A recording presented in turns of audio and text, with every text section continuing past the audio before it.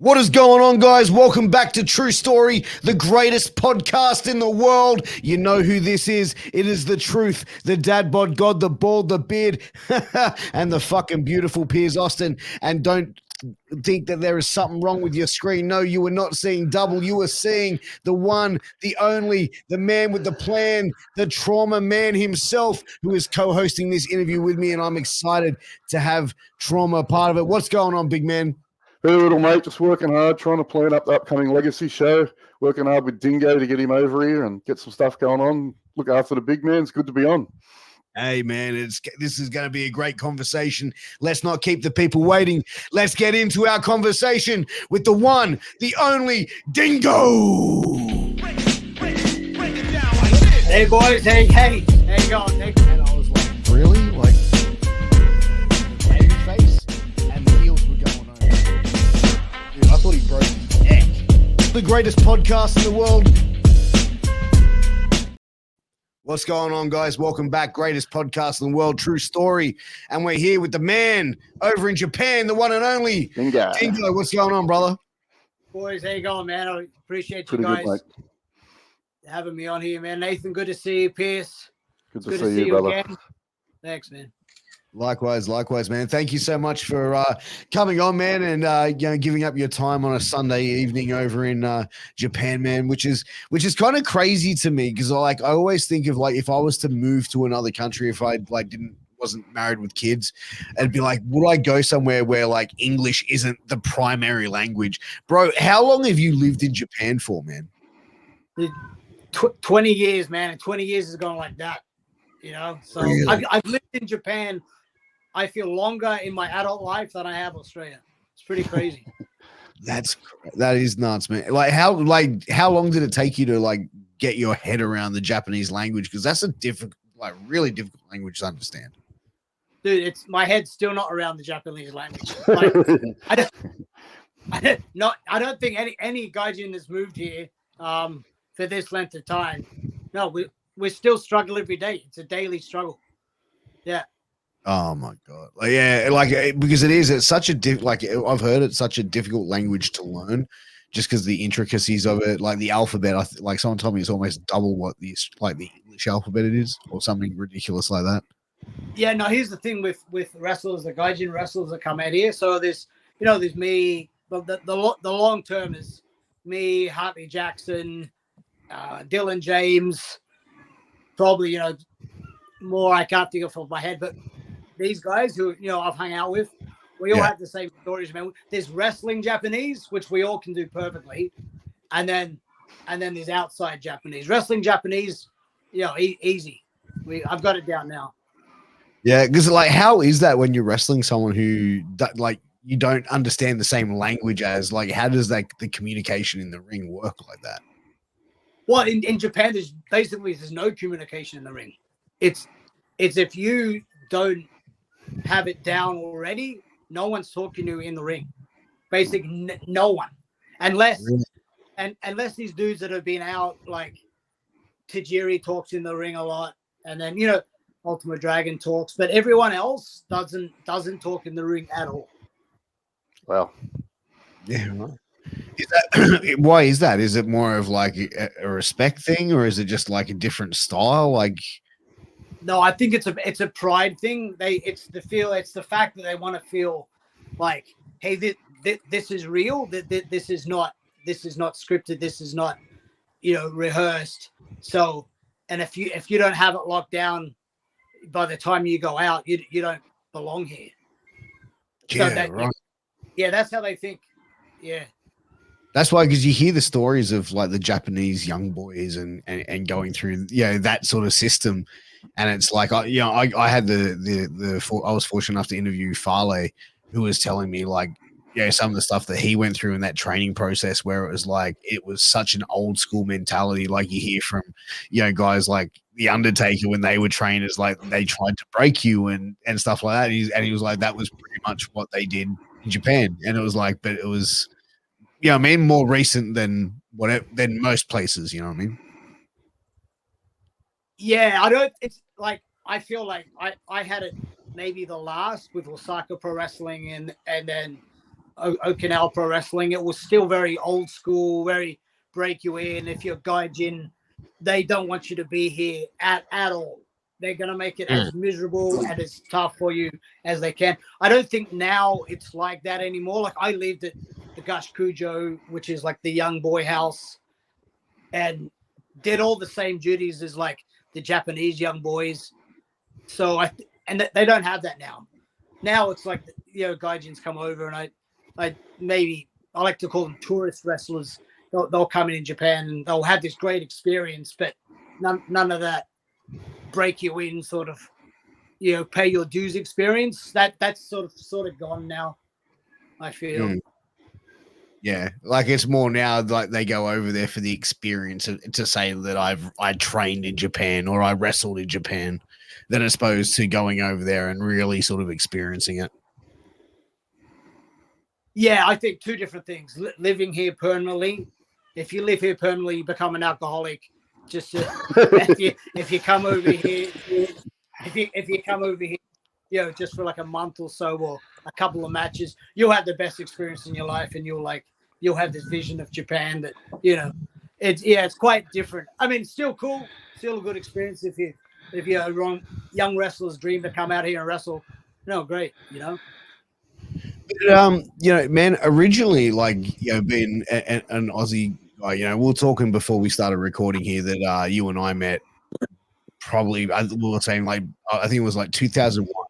I met you around IWA, and even like I can remember like stories of Mehdi Basiri back then telling me of how good you were. Like, just say like, he was putting you over always. He's saying, man, this guy is on another level. Like, he is just so good. He's refereeing right now. And it was like, but I mean, and at that time as well, where pro wrestling was kind of like the land of the giants. So like, he's always like, you should see this guy, Brian Cannon, he's blah, blah, blah. And I mean, and you're like, my height. And I'm going, this is him? And he's like, yeah, man, this guy is good. And then it's like he was showing me like stuff of yours in the ring, and it was like it was straight away. I was like, oh, dude, I was like, this guy is. It's right. You're on another level. And it was like, man, it was like he's a referee now. Like, what the fuck? Like, this guy should be. And he's like, yeah. But man, that's why I popped when I found out that you were still in wrestling, man, and still doing this. I actually met Dingo probably 25 years ago. I think it was 98. And it was just the first IWA shows that they were at the Easter show. He was wrestling as Superfire, and at the time he just come back from Canada, and he was training over there with Edge and Christian. And I had the privilege of having the one that could tape the shows for him, so I used to send them down there in Canberra, and it was good. It was good. Always been friends ever since, so it's been good. Yeah, man. No, I appreciate that. Yeah, that was that feels like another lifetime ago. Yeah, 100%. Look at you now, man. Like running shows, and it's man, I'm proud of you. Holy shit, that's what you're doing is something special. Oh, you're welcome. Integrity Sports Entertainment, man, like that, starting another promotion, and I think the name in itself, bro, I think is something different as well. It's not like the standard 3-letter acronym: Australian Pro Wrestling, Aussie Pro Wrestling, Pro Wrestling, Sydney or anything like that. Like, I think it's something different. It's intriguing. There's just a lot of pro wrestling out there, So I tried to go with the word integrity. So obviously I'm trying to bring back the mateship, the friendship of wrestling. And obviously we all want to make money. We all want to have fun, have the big matches. But being friends and the atmosphere in the locker room when you're friends with people, like I come from a footy background. I know what it's like to play with mates. I see wrestling very much the same way. And if we can share back to people like Dingo and Luke and Mark Mercedes and TNTs, the guys that have paved the way for Aussie wrestling, I think that definitely helps. But the stigma of the locker room sometimes can be very toxic. I think we need to get that out of wrestling and get back into what we're all doing. That's all we're here for, the same purpose, making good product, enjoying ourselves, and hopefully we can all make a little bit of money out of it as well. That would be lovely. Well, as I've always said, like, there's no one making a full-time living out of 100% in Australia, and it doesn't necessarily need to be such a, such a country, which is what we see in a lot of things. And I get it, bro. I completely get where you're coming from, bro. Because if we can get rid of that and have that, because like when I do shows with my mates, it's such a different experience when I'm doing shows where 100%. Like my mates aren't on. But unfortunately, that's the way it is, bro. You know. So, but you know, with integrity, what is the plan for you guys? Are you guys planning to run regular shows? Is it going to be one show every we're 3 in the months? process of trying to get a permanent venue at the moment. Obviously, St Mary's Leagues is a top-notch venue. I'd love to keep that permanently, but like it says, it comes down to how it goes. Obviously, me and Dingo had a date penciled in. We've spoke for a few months about working this out. I got St Mary's. I was trying to get somewhere a bit closer to where Thunder was from, but obviously things didn't work out. So yeah, the plan is to run shows every 4 weeks is the plan. Just lock it in a permanent venue, and there's plenty of guys interested at the moment, which I think is a good thing. But this first show is pretty much a tribute to Luke and to get Dingo on board and have some memories and show people what these guys have done. Because not a lot of people know what Luke achieved, and it was massive. You know, he was such a humble guy. Deserves all the kudos in the world for what he achieved. I think that's the big thing. You know, I suppose with Australian wrestling fans, they say if it's not happening in WWE or in a mainstream television aspect, I feel like there's a lot of guys that sort of go I don't want to say to the wayside, but probably don't get the recognition from the fans that they probably should. Like you even look at a guy like Australian Suicide, you know what I mean, who's gone over and been doing his thing in Mexico and Puerto Rico, and you know, same with Dingo doing his thing over in Japan for over 20 years. You know, these are huge accomplishments for Australian professional wrestlers, and I feel 100%. like there's a lot of younger talent in Australian wrestlers that could probably look at guys like a Dingo, like Australian Suicide, and probably could, you know what I mean, take from them and going over to the other side of the world and take that leap and, you know, try and make something in professional wrestling that may not be in a WWE or in the United States, but in another avenue. Yep, it's you know what Dingo's done is incredible. Like 20 years over there, full time in Japan. You know, he's wrestled everybody. You know, his stories that he could tell you, they're amazing, bro. Like I sit back and I'm like, wow, this guy's lived a life, man. Honestly. No, I appreciate that, hey, Nathan. About Thunder, about Luke. Let me tell you, he was like a lot of people, of course, because this is a great opportunity, and that's why I really appreciate you what you're doing with this Lifetime Achievement Award and actually getting people to know who Luke is, and obviously, you know, I appreciate getting to know who I am. I always feel that I always said as a joke just to my friends, I'm maybe the most famous, unfamous Japanese wrestler in the world, you know. So I do appreciate this. It really means a lot to me. That's my honor. For Luke, he was like, of course, because no one really knows this. To me, he's like Brock Lesnar. Yep. He was like ruthless. He actually he turned down the Great Muta his offer to wrestle for All Japan because he didn't want to live in the young boy house. Yeah, because he didn't want to live in the young boy house. Like, I swear, no, like, gaijin wrestler would turn down Muta. He did a tryout for All Japan, right? Mm. And Muta goes, hey, we love you. You know, we just got to, you know, we'll train you more. We'll brush off some cobwebs. Because at that time, he was still, you know, relatively green, right? But he just walks in.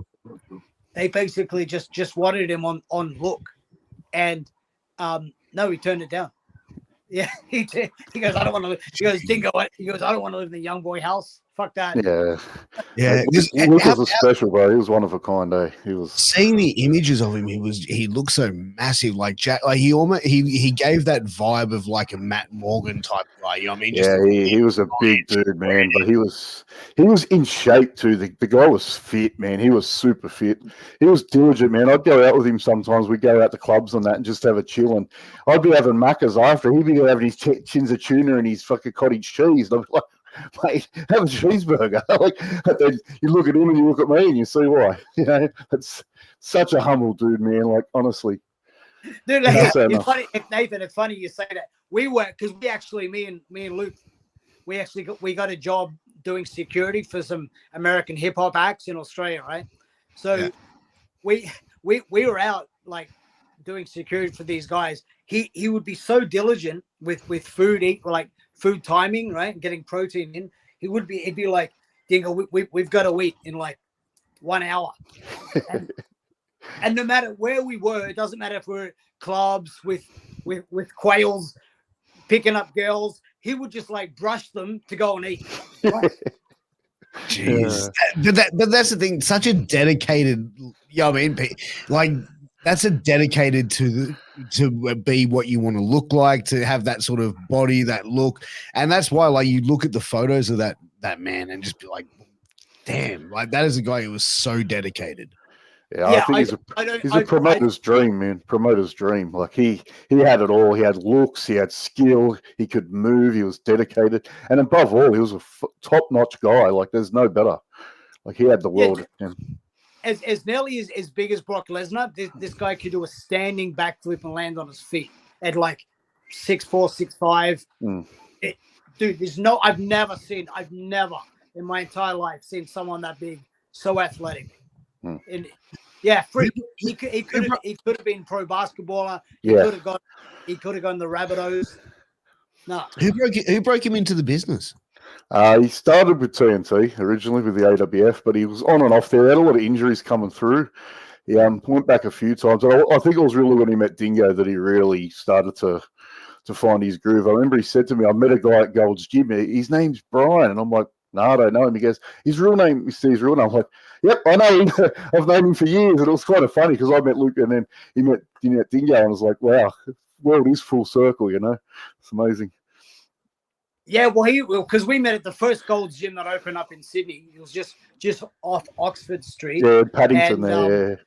And I met him there. He was actually training. He wanted to, because he had sort of, he sort of nearly gave up in pro wrestling. He sort of was disgruntled with what he was doing, and he thought he knew like an IFBB pro bodybuilder, and so he thought he'd like, turn pro in bodybuilding, and then that's when I met him, and then he came over to me and goes, "Hey, you're Dingo." He goes, "Can you train me more?"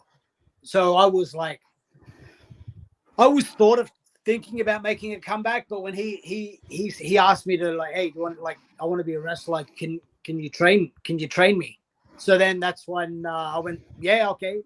And so I started training him at Father Dave's. He's a famous Christian preacher and he takes in Sydney.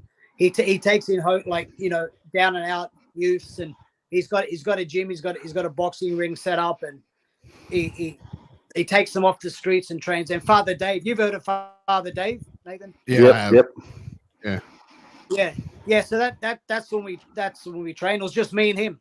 It just started off being me and him. Yeah. I remember him saying like he's learning so much. He's like, oh, this guy's amazing. I said, yeah, stick with him, man. Like I've known him for a while. He knows what he's doing.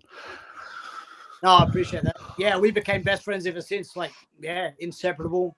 We had set routines to be like, we get chicken and rice, Gold's Gym, chicken and rice. Yeah, it was like insane.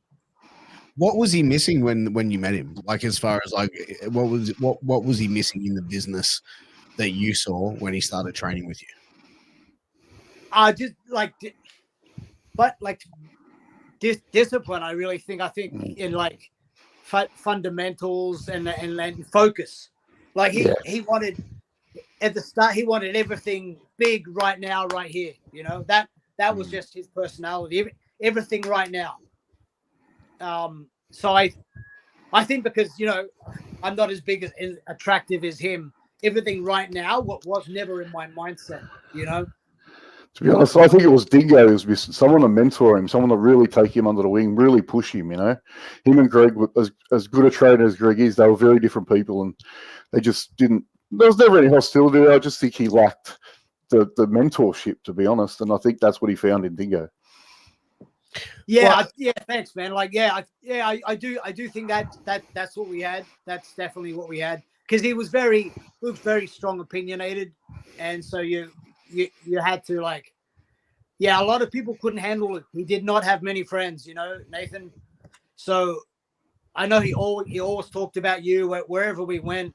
He was like, talking about you. I think you and me were nearly like his only friends, man. But he was just so determined. He didn't need friends. Yeah, he was nothing can be said about him that that shouldn't be. The guy was a fantastic guy, but like Dingo was saying, very, very just in his own frame of mind. Didn't look to the blinkers, just straight ahead, And I spent a lot of time with him, man. He'd come out in his dad's car and he'd drive up from Malabar up to Penrith and he'd pick me and the boys up. And one of my mates, he's just a fleet basket case all over with the women. Luke would just about go, what the hell is this? But we had some great times, man, like amazing times. Man, but I think from what you were saying, like he had that goal and he wasn't going to let anything distract him from it. And for the most part, that's probably what I think you see a lot of people do miss in the business as well, is like they get distracted from other things, or they set goals but not willing to really see it through, or not put the discipline in that's needed to. And Nathan, we probably see it on a few local shows here in Australia with some guys that are just. I'm the biggest. It took me 25 years to put my head in and actually follow through with everything I've done. I've been training since I first met Dingo in '98, and didn't really put my head down till 2018 before I really decided to get on board and do it. And something I'm glad I did. Something I wanted to tick off the bucket list, and now comes integrity, which is the next thing I want to do, So we've just got to work hard on what we want to do. I know Dingo's a big correspondent of working hard and believing in yourself. And, that's very motivating the way he does these things, And Dingo's going to be coming to Australia soon, right? He'll be here April 20, the Legacy Awards. Dingo and Luke, the Croc Masters, they're going in the Legacy Hall of Fame. Let's just call it the Australian Hall of Fame, because there really needs to be one, to be honest. We were actually talking about that on the Thursday podcast a couple of weeks back. Me and the guys saying that there should be an Australian Hall of Fame. 100%. I think there's so many names that you can put in there. Like Dingo, Thunder. What do you call Dazzler Dunlop, Mark Mercedes, Greg Stecker is another one that's done a lot that people don't realise how much he's. Wayne Pickford's another guy that's, I know a lot of the Aussie old school veterans like Catherine Nixon's a big fan of his, and his works, needs to be honest. More of these guys need to be known about, and they set the way for us to do what we do now. And if it wasn't for them, Australian wrestling would have died a long time ago. 100%. Phil Picasso, even, I think you'd have to. He's done. The guy is as out there as he is. I don't know if it's a work or what he's doing, but it works. He's travelled the mines. He's a great guy to talk to. He's very interesting. But he's a character, man. He's a character. Another one that I remember from 98, 99.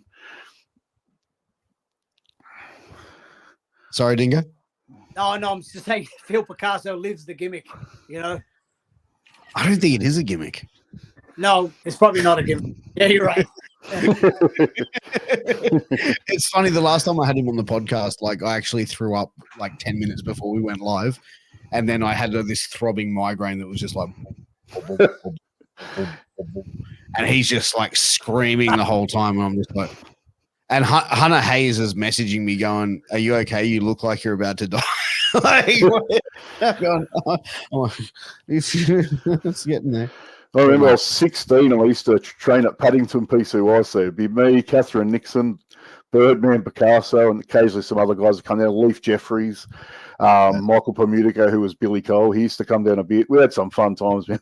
Phil's always been a character, man. He's amazing.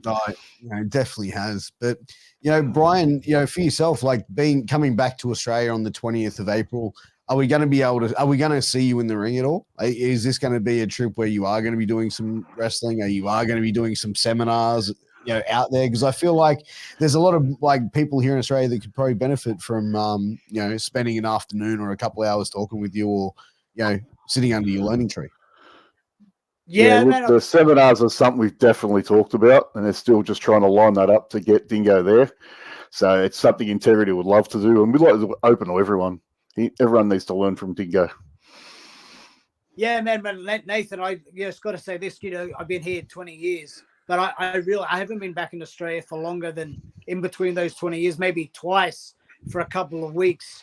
And you contacting me was a real catalyst in making me actually get away from Japan for the longest, I think, that I've ever been. So that when you live in Japan so long, you get this Japanese wrestler mind that you don't know if it's even you anymore. That it's so hard to leave here when you've been here for 20 years. So I think and I feel I'm in this position in my life where I need to change. Roddy Piper, I never forget, he calls it the sickness, and pro wrestling in a way is a sickness. Whereas it consumes you, it consumes your life. It's your identity. But when I feel now I'm maybe drawing nearer to the end of my career, if that's the only identity how do you change identity? So I tell you, man, I'm struggling with identity. I'm at this very midlife crisis maybe, or it's just wrestling's consumed me. So I think it's going to be a breath of fresh air getting over to Australia, getting to Integrity, and meeting different people that maybe can get my mind sort of like sanity again. Yeah. So I appreciate it. I can't, dude. I cannot thank you enough for what you've done. You're more than welcome, buddy. More than welcome. Do you think you were saying like struggling with identity? Do you think that like a lot of pro wrestlers go through that? I mean, like, because like look at what the business is. It's pretending. It's portraying that what you're seeing is legitimate. You're portraying a character. It's you might not necessarily. It's the same as like an actor portraying a character, like a James Gandolfini portraying a Tony Soprano. James Gandolfini's not really a killer or a mafia boss. Yeah. You know what I'm saying? So there's got to be, I think, at times for a lot of people, that struggle where they are looking at their identity, or even just going like, holy shit, like what the fuck am I? You know what I mean? Like that must be a pretty heavy play on some people. Yeah, I can see where Dingo's coming from, because the whole torture and trauma characters, obviously we're not hitmen, we're not underbelly figures, but a lot of what we do in the ring is basically just me and torture, just being idiots, just making jokes and doing stupid stuff. That's what we're like. We like that generally. So I can see how you can get caught up in that if you're doing it as your full-time gimmick. I could really see it. Like, it's got to be a tough. Yeah, especially in Japan, especially where like, especially here, I'm based in Okinawa with Ryukyu Dragon Pro Wrestling, and now we're collaborating with Dragon Gate, so we're nearly the same company. But because Okinawa was like small, smaller than obviously mainland Japan. But like if I walk down to the Konbini, the Family Mart, or the Lawsons, like mostly I'm recognized, right? And so people want to take pictures with you like on a daily basis. So that's addictive. And then you think like, oh, if I go to another country, it sounds like strange, and it sounds like ego, but am I going to be recognized? It's a strange feeling. And then, but it's almost to think that I'm not going to have that anymore. But you know what? I even put it down. I had this conversation with my wife as well, and it's like kind of like what we do is more fun than what we actually do for fun. And I was saying that to my wife. She's like, what do you mean? She's like, okay, well, when we go out for dinner, I don't have a room full of people stand up and either like start going, fuck you, you suck dick, or like give you a round of applause. Or when I stand up after finishing dinner, like people, or like people come up and go, hey, can we get a photo? You know what I mean? Like, okay, that doesn't happen when we go out. I go, but when I go and work on a show, I go, that shit's fun. You know what I mean? And I think it does come to a point of ego, because it's like you go and do certain things like that. And I think probably guys are more on like our level here in Australia, where it's like, okay, we have like a big show, and then it's like, and I've spoken to other people as well. It's like, then like the days afterwards, you go through this down feeling of just like, oh, now I've got to go back to regular life. It's like that 8 to 10 minutes you're out there, as you get to live a different life. You get to think you're a star when you're just another guy rolling around a ring. You know what I mean? But at the end of the day, as long as we enjoy what we do and have fun, That's it. But for that time you're out there, like 100%. any real world problems, like whatever, tax or whatever, like you don't have to. It's like meditation for pro wrestling. There's nothing but pro wrestling in your mind for that time you're out there, right? So it's addictive. It's fully addictive. No one can retire. Look how hard it is to retire. Like I look at Ric Flair, man. Jesus, he fucking died 4 times in his last match. Yeah, yeah. No, Got Johnny Farnham, mate. He's been so, gone. How many times has he had the farewell tour? Old Johnny Farnham, and he still comes out for performances every now and again. You know, it's got to be a similar feeling for him. He just can't call it quits, and I can understand it. Why? Like it's tough. But that's the thing. It's that ego. I feel like for a lot of part that really sort of draws it in. And I've had this conversation before. It's with certain people that it's the reason that they come back, and you even see it with fighters as well. And we've seen like Mike Tyson coming back to fight, Jake Paul. You know what I mean? Like my cousin, who's an old school fight fan, he's like 50 years old, all right? And he's like, is this fucking shit real? And yeah. And I go, man, and he's like, fucking Tyson's going to smoke him. I go, man, Tyson's 60. He's fighting a kid who's 26, bro. And the kid he's fighting is not you know what I mean? Like he's a smart sort of businessman about how he's strategic. He's not going to go in there and think, okay, I'm going to get smoked. It's going to be a complete work, that fight. And if but that's the thing. It's like, does Tyson need to come back and fight? Probably not. Like he's making enough money, but like, when they drive the money truck up to your house and start, dumping it, I'd say no. Yep. Same as Roy Jones Jr., mate. He was one of the greats, and he just doesn't know when to call it quits. Now he's doing bare knuckles. Like the guy doesn't need the cash. His legacy is second to none. And he's fighting bare knuckle guys for whatever he's fighting them for. Like, yeah, it's amazing. I don't know how they do it. It's the ego, man. Like you even see like we saw the Ric Flair final match as well. Just just a guy that just doesn't want to give it away, man. Just wants to keep walking that aisle every single night of his life. And that the old school mentality is, and someone like Flair probably has the thing. He's like, man, he'd probably love to fucking go out in the ring. You know what I mean? Like just that would be his final thing where he just dies in the ring, and that would probably be his bliss. You know what I mean? Well, that's the wrestler captured it really well, man. Randy the Ram, man. Yeah, that was a devastating movie. I mean, that was gut wrenching, that movie for like guys that have been in the business so long, because it hit home. We don't want to admit it, but that's how we feel. Yeah. And I suppose it would be hard as well, like going in from being at that top level and being like on the world stage, and then next thing you know, you going and you're doing small indie shows in front of 20 and 30 people. Like that would be the most humbling, I feel like, for certain guys. Yeah, that's when if that happens to you, you're still obviously youngish. It's still about, you've got to never give up, because I did a show in Taiwan with Matt Sydal and Johnny Nitro, right? Then look, but before, they were before AEW was a thing.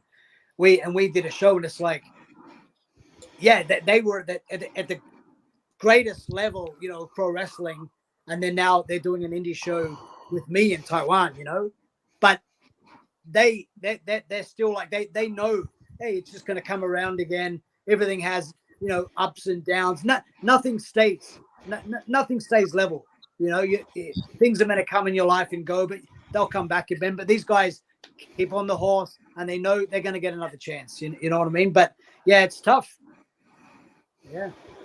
Yeah, it definitely is. Like I saw the Iron Claw movie, and I was kind of disappointed in that one. Like compared to the Wrestler, I thought the Wrestler was a much better movie, even though it was fictional. But like I felt the Iron Claw was lacking in that. But the fact that they can sort of put more eyes on what pro wrestling is really like, and I feel like that the Iron Claw did do that to a certain extent, of like show the behind the scenes of the struggles for certain performers. Yeah, the Von Erich story is one of tragedy, man. Like those guys, hell of workers. The whole family could go. Like David was like people can't realize how good that guy actually was. Kerry, to do what he did in WWE with one leg, it's insanity, man. Like his matches with Kurt Hennig were brilliant. That movie just realized that wrestling world can be toxic, man, if you let it eat you alive. And that's tough. Yeah, for sure. Yeah, no, definitely. But so Dingo, man, you've kind of traveled the world, with professional wrestling. It's taken you all over, from Australia to Japan, the US, Canada.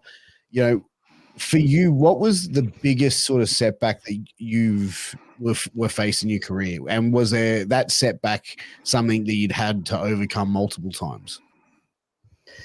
Yeah, well, I think that the first setback was when I dislocated my shoulder and tore my bicep, and that probably was, and then like thinking that I couldn't wrestle anymore. That, and then the overcoming that. But I've been down like not just a pro wrestling journey, but actually I've had to find like a spiritual journey to keep me here. We all have a lot of interesting and odd stuff has happened that I've had to like change my mind and like how I approach things, because here is the tough being a signed full-time wrestler. So when I was wrestling for Super Dolphins Okinawa Pro Wrestling, we wrestled every single day for 5 years, every single day, sometimes 3 matches a day on the weekend, no breaks. A lot of the guys came from Osaka Pro. Every day they were still wrestling like it was like a main event. So tough, like kicks tough, hits tough, and maybe and living in the young boy house, being the only gaijin, I like damaged my vocal cords, like because I used to live with Keno from Noah. He's kicked me so hard he damaged my vocal cord. I thought I was going to be a young Freddie Mercury. Oh, my next career would have been the new Queen. But karaoke, I was a karaoke king. Yeah. Bohemian Rhapsody All-Star, huh? Yeah, that's right. So I think just being isolated in Japan, there was I had no friends to like sort of like, talk shit about the Japanese. It was only me wrestling with Japanese, coming home to the Japanese. There was no outlet. That's the biggest thing to overcome, was basically just loneliness was the biggest obstacle. How did you overcome that? Like, were there times where you were just like, man, I just want to go home. I just want to be around my family and friends? Right. Mostly crying yourself to sleep. Ask Hartley Jackson. He does the same thing. So mostly that, and then just being stubborn. And there was like, I met who the Destroyer, you know the Destroyer? Yeah. So me and Thunder met the Destroyer. We arrived our first trip to Tokyo. I tell you this because the Destroyer gave me some advice that I actually is the reason why I stayed in Japan. I never forget his advice.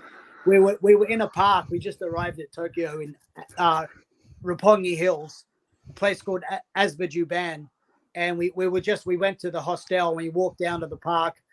We got a drink from the Lawsons. It was like 1 o'clock in the morning. This little kid, maybe 7-year-old, he runs to the park and he had a Destroyer T-shirt on, and I'm like, "What the fuck?" He go like, "Do you know what you're wearing? That's the Destroyer's T-shirt." And he's like, "Oh yeah, the Destroyer's just around the corner." I'm like, "What?" I said, Can you take us to him?" So we walked around. There was an izakaya. That was just like a restaurant. And he goes in and he tells the Destroyer, "There's some wrestlers here to see him." He comes out in his mask. He comes in and we start drinking with him. And he told us some invaluable advice I'll never forget. He said, one, he goes, "Never neglect your weights. No matter how injured you are." He said, after the match, always go to the gym. And he said, "Never neglect your weights, and you've got to be tougher than the Japanese." That, I tell you, that was the toughest thing to do. And that kept in my head. I've got to be tougher than the Japanese. That means you don't complain.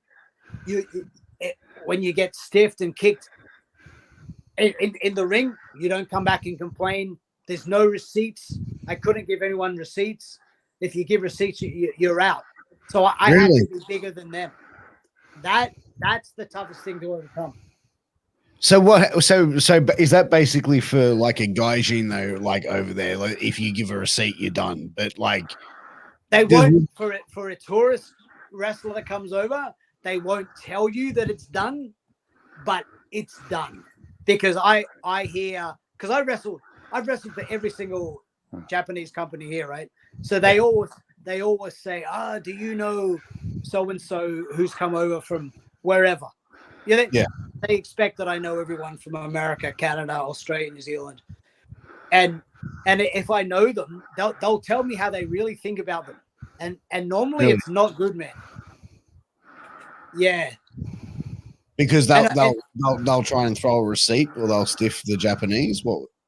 Two things. They might do that, but mostly the most problem is they want to do too much in the ring.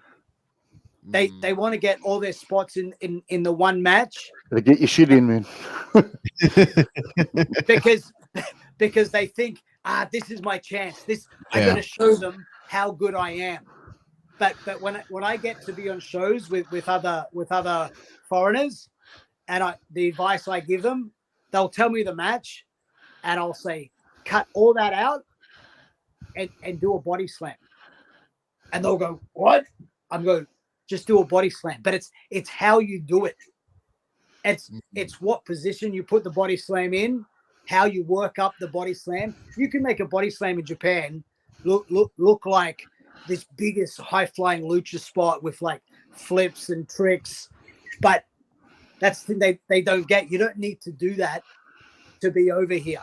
Just where you put it. So they don't get it. They think it's their one shot. They think it's their 8 mile, but it's not. So yeah, the Japan, they don't like that because they Japanese do not want to be outclassed by a foreign wrestler. They'll nod and smile and say, great match, but in their head, you're not coming back. Wow. So they'll just, because I suppose like a lot of young guys or young people that are going over there going, all right, I need to show up and show out. Whereas like, it's not necessarily that's what's needed from you on that show. No, unless you're a big name coming in, you're an ex-WWE, TNA, AEW, then you can do what you want. But if you're a no name and you think that you're going to make a name for yourself, like, do a clothesline, a body slam, and a suplex, and you'll be fine. How does the crowd react to those guys when they come in there and try and do everything? Is it just like, because I heard the Japanese crowds are very, very like quiet, like they're not really, they don't pop for much. Well, then that depends on the ring seconds, because the ring seconds control the match here in Japan. So it's the guys around the ring, right? So if they in the right timing, they start hitting the ring, that's basically the crowd's instructions when to start clapping. No, man, I've had shows that the crowd is insane, and it's on the venue as well and the acoustics. No, I've had some intense in matches where the crowd have really given you the power to continue on. Yeah, wow. Yeah, because I heard that in Japan the crowds were very quiet, like you could barely hear them. No, I think I think that's a myth that I think that. Yeah, no, I think the Japanese crowds are really not as good. Like when I was touring the States, oh man, I was like, when I was out there, I'm like, oh shit, this is easy because you can just feed off the crowd. The crowd basically tell you what move to do next. I was like laughing, going, holy shit. Yeah, I wish it was like this. The WWE guys, I think, have it easy. That the crowd is so into the match. One, you're never going to feel pain, and two, you feed off that energy. Oh, dude. When you went to the States, where did you go when you were over there? I landed in Chicago. There was 4th of July. It was like the biggest military base in the States in Chicago, and they had there was like a 3-day event, outside festival. Theory of the Dead Man were playing, and some ex-WWE guys were in. So I got flown out there because the guy organizing it, my mate Ben McCoy, who we started Mad Dog Club together here, so he flew me out. Then we were Wisconsin. And that was the first time you were over in the US? Yeah, first time in the US. Yeah, doing shows. Yeah, doing proper tour shows. Yeah. How did you find like when you came back? Like, because when was this that when you went over to the States? 2018. Yeah, right. Okay. How did you like? Okay, so because you've been in Japan for the last 20 years, going into the States, like when the times you do come back to Australia, how do you find the scene here?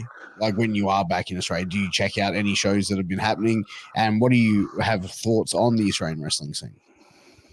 Yeah, I actually find it harder. I find it harder because I find I think Japanese wrestling flows. I'm used to like just the match flowing, where I don't the matches don't flow as much because Japan is a very mix of like lucha style with a stronger style. Comedy is mixed in there a lot too. So, especially coming from Osaka Pro, there's a lot of comedy with Super Delphin. You know, he created a lot of spots that have now come really, really famous in comedy spots around the world. So yeah, I find that mix is not there in Australia. Sure. I find it's only that one style or the other. Yeah. Yeah.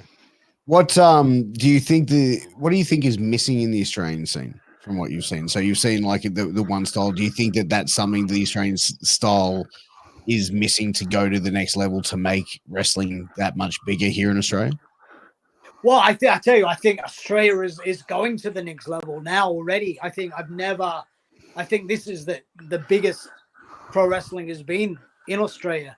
I mean, so many great talents in Australia, you know, that are homegrown that haven't needed to leave Australia. I think the crowds are getting bigger. Shows like, you know, Nathan with Integrity, like amazing wrestlers. Every match to me looks like a main event. I mean, no, I'm excited for Australian wrestling. I think they're on the right track.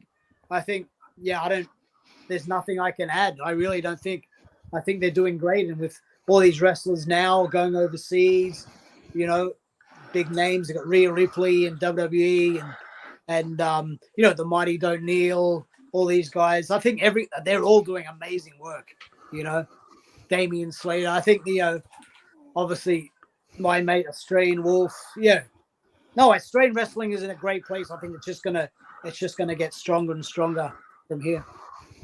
And what can people expect from Integrity Sports Entertainment's first show? Obviously, the Lifetime Achievement Awards going to Thunder and also Dingo. What can we expect of this show coming up? We got a banger of a main event. You know, the tried and tested veteran in Jack Bonza taking on one of the guys I feel that is just criminally underrated in Mad Max Ramirez. He's super fit. He's just come back from the Farley Dojo. He's just started to branch out to other companies, and I really think this will be a cracker of a match, like two bulls going at it. Obviously, the award for Dingo and Thunder is amazing, and there's a few more things still to come out that I think people are going to be interested in. I'll probably be rolling around there somewhere, embarrassing myself, but, you know, we'll have fun. Well, there you go, mate. Look, everyone, make sure you go out there and get your tickets to Integrity Sports Entertainment. It's going to be a great day, great afternoon, great professional wrestling. So get out there, support them, and come out and see the Lifetime Achievement Awards going to Dingo and Thunder. Very well deserved. And keep your eye on the social medias to see where it's going to be streamed at as well, because I think that's something that they're kind of looking at as well at the moment. So, but where can everyone find you on social media, Dingo, and where can they support you, and if there's a place where they can get some merch? Yeah, man. Yeah, cool. Yeah, everything. Instagram, Ruku Dog Dingo. Facebook is Brian Cannon, Ruku Dog Dingo. Twitter. Oh, here's one thing I want to add. Twitter is the #1 platform Japanese wrestlers use. It's really strange they still use it. So if you're a young Aussie wrestler that wants to come to Japan, get a Twitter. Get a Twitter. Get on the Twitter. Get on the Twitter. Yeah, my space is just fading out slightly, so get on the Twitter. MySpace. I haven't heard of that in quite a while. So, But what about you, Trauma? What's your MySpace? Where can everyone find you? Trauma.tats on Instagram or Nathan Shortland on Facebook. Simply Integrity Professional Wrestling, Integrity Sports Entertainment Australia on both brands. Look at this. This show means a lot to me to get to honour Dingo and, of course, Thunder. Both guys I feel deserve to have everything known about them. And this show is pretty much for them boys. So anyone that wants to support, you'll be supporting these boys. And obviously tickets are cheap, $20 an adult, $10 a kid, family of 4 for $50. It's all there just to feed back to the boys. None of this, I'm not in this to make money. Obviously, I'd like to eventually, but any money I do make, I'll be feeding back to the product. It's more just an honour to get these boys on board and show the world what they're all about. There you go, guys. Well, look, make sure you go get your tickets. Make sure you're supporting the product. Yeah, Thunder. Hey, there it is. Look at that. But guys, until next time, we'll see you at Integrity Sports Entertainment on the 20th of April. Till next time, this has been True Story, greatest podcast in the world. Till next time, take care. All the best. Mwah! Peace out, bitch ass motherfuckers. Peace.